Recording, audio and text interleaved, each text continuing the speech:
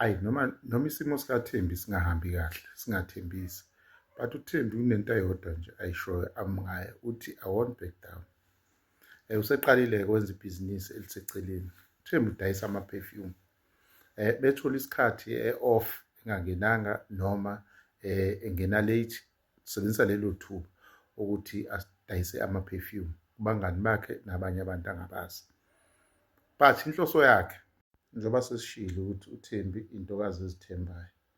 Yabona we-legacy builder, sisiza abantu abakulesi simo, abantu abanga-back down, abathi ngeke ngizivumele isimo ukuthi singinike lento esinginika yona, mina ngizosishintsha. Ya, ngokuthatha i-legacy builder uthola ama-training yokukhosheka kuyibhizinisi onayo ukuthi ungayimaketha kanjani. Akudingi ukuthi udayise yona uthengise noma upromote this program.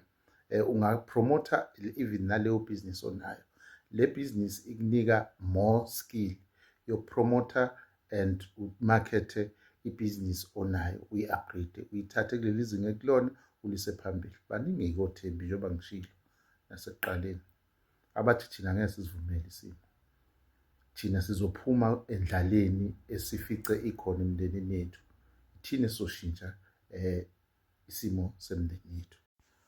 Uma ngabe nawe-ke unjalo stuckile but nama-vision nokuqhubekela phambili, iya lapha kuma-comment section ubuze ukuthi ikuphi indlela engingaqala ngayo ngiye phambili.